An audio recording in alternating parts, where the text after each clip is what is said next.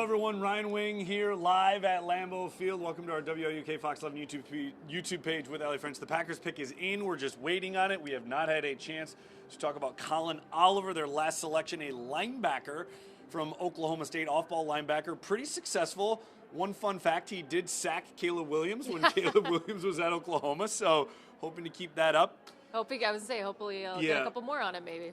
3 picks left, 1 in the 6th round, 2 in the 7th. We talked about it last time. Still no cornerback, so it's going to be interesting where these couple picks go.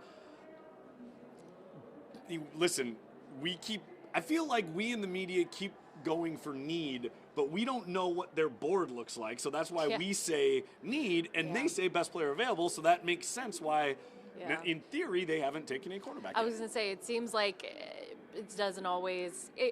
Sometimes those two match up, right, when it comes to need and where the board falls, but it's like from now having last year's draft and this year's, it's like, okay, I think you need to just, it's more so about always just where the board happens to fall and not so much, I guess, what when you look at it on paper, what the exact needs are for them. Yeah, let's take a look here at, while we're waiting for the Packers pick, let's take a look at what some Colin Oliver stats for you.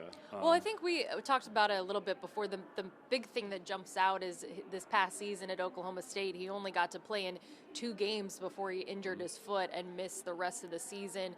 From what I saw, it looked like he injured it in like September 7th, had surgery on September 12th, and said that he was fully healed by about December. So I know he did work out at the combine, it looked like.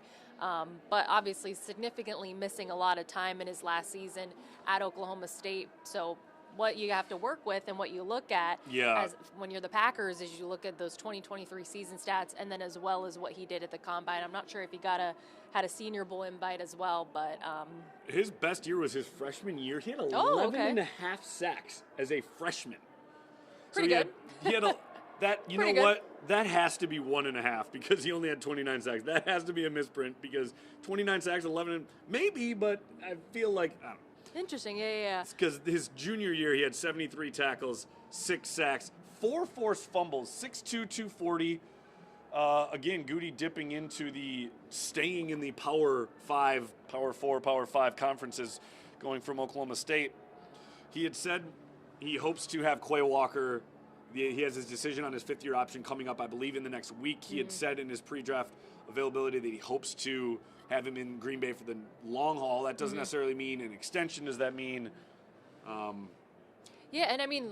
5th-year option, who knows? Obviously having, they drafted 2 linebackers last year as well, and Edgerrin Cooper and Tyron Hopper as well. So just continuing to add to the defense there. But based on his sizing, I know he played, I think he did some edge at Oklahoma State as well, and then playing that off-ball linebacker. But it seems like size-wise with the NFL, he's a little bit undersized to play on the edge, and they'll probably have him more so be at that off-ball linebacker position. I would think so. I think it would be just comical if day 1 and 2 is all offense, and then day 3 is just defense. How we all thought it would maybe exactly be the flip. Yeah. Again, we're going to talk need here because we don't know what their board looks like. He says they always go vertical for their board and then horizontal how they think the rest of the teams are going. Well, just imagine this, because the past 2 drafts, they've gone corner in the 7th round. They have. Do we see that happen? I believe they haven't taken a corner ahead of the 7th round since 2021, I believe is a stat that I saw, which is kind of crazy. Because that is Carrington, when... Kalen King. Right. Eric Stokes, I think, was the last corner they took not in the 7th round. Which he was a first-round pick. So but yeah, it's... he's no longer there. I mean, do you feel like they will go defense with this next pick? And could it be corner? Maybe. Yeah. Graham. Oh, wow. Okay, this is interesting. This pick just happened. 2 former Badgers have been taken today. The first pick of the 4th round was Chimere Dike, who transferred to Florida. The most recent pick the Houston Texans just took, former Badgers quarterback Graham Mertz. There have been 0 Wisconsin Badgers taken yet. We're in the 6th round. That is the longest a Badger has gone not being drafted since 1990. Yeah. Which is not exactly a ringing endorsement for the state of that program. No, not at all. Walk through the 3 main guys that are... Hunter Wohler, safety, offensive tackle Jack Nelson, offensive guard Joe Huber. This was kind of the range people thought, anywhere from 5th to 7th. I know some people like them more. It's all personal preference. I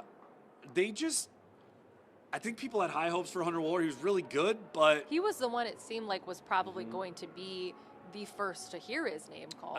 I think so, but then that was my thought kind of going in, and then it kind of flipped, and I think Huber and Nelson kind of now have become ahead of him just because of the scarcity of offensive linemen in this draft. Yeah. And one thing I had heard heading into this draft is not a lot of top end talent, but from maybe the 15th pick to 4th round, really, really good depth. And then once you get to like the 5th and 6th, kind of falls off a cliff, apparently.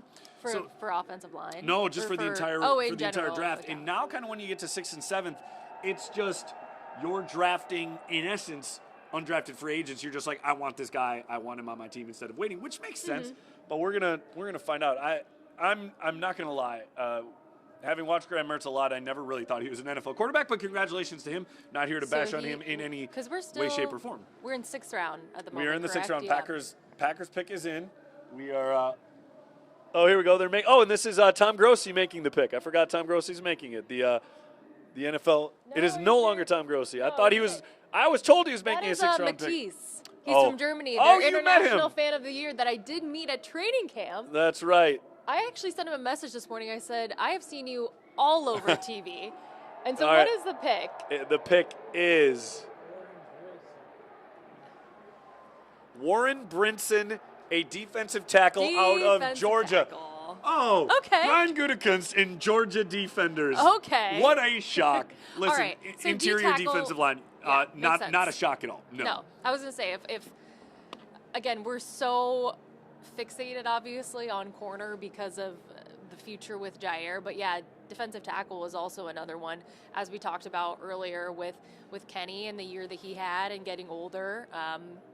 Georgia, defensive tackle. 6'5", 315. That is listen, they needed a big body in the middle with TJ Slayton. I know. I'm trying to look at some of the video. With TJ Slayton gone to Cincinnati, and I want to say. Slayton's departure as well. TJ Slayton gone to Cincinnati, and then Devontae. So you have Devontae Wyatt, Kenny Clark, Colby Wooden, and why am I blanking on your former? Used to live by you. Why can't I think of his name? Oh, they have Carl Brooks as well. Carl Brooks. Thank you. That was the name I was trying to think of for interior defensive lineman. Yes. Yeah. So Warren Brinson, 6'5", 315. He only started 8 games at Georgia. That's what this says. Let's see if they have his stats up here. But they love their Georgia defenders. They love Should we be surprised? So let's see here. They have gone from Georgia, Quay Walker and Devontae Wyatt in the same draft. In the first round. Yep. They went Eric Stokes in the first round. They went Javon Bullard in the second round. And now they go Warren Brinson in the sixth round. Was Bullard second or was he third? He was second. No, he was the second. second round pick after Edgerrin Cooper. Yep. So here are Warren Brinson's stats. He played 5 years at Georgia, so a little bit older. He is. So is this just like Athens North now? Yes, Is this Green is. Bay Well, Athens it's that. You have to fight for it. It's Athens Midwest because Philadelphia is Athens East. Okay. Because the Eagles have Jalen Carter, Nolan Smith, Jacoby Dean.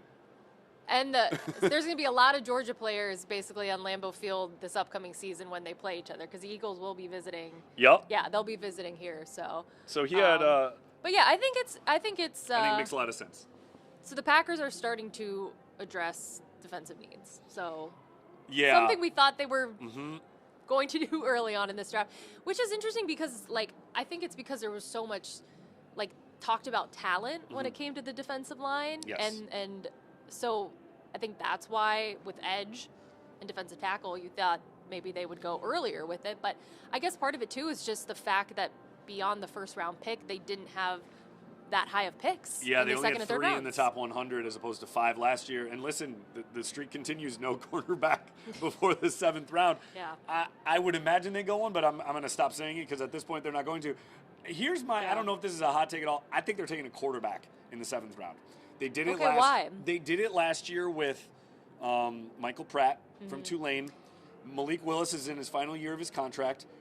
Sean Clifford was on the practice squad last year for the majority of the year. I think they probably want some competition with Clifford to be that number 3 for then in 2026 to be the backup, because Okay. Yeah, I could see that. I would imagine that Malik Willis is going to want to start. Yeah. Because he put some pretty good stuff on tape last year. I don't think he probably wants Yeah. to be a backup. So I'm guessing maybe, who knows, maybe even this year they might. I don't think so, because you never know what's going to happen with Jordan Love. I'd be curious what quarterbacks might still be available that they would Let's be take a look. interested in. Yeah, Let's I'm take curious. a look at that. I think Quinn Ewers is still out there, actually. I don't know if the Packers want Quinn Ewers. I don't know. That would be, I don't know. I don't That'd be know either. interesting. I just know Shador's no longer out there. So Yeah, I they're was not, gonna they're say, not, they're Shador not Sanders going is into that. not coming to Green Bay. No, he's not. Let's see quarterbacks out here. Quinn Ewers, Curtis Rourke out of Indiana. Those are really the top 2.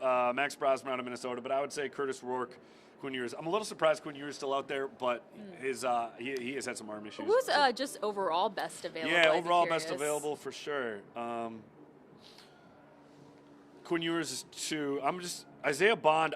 I know people were interested in him, but he has some off the field issues.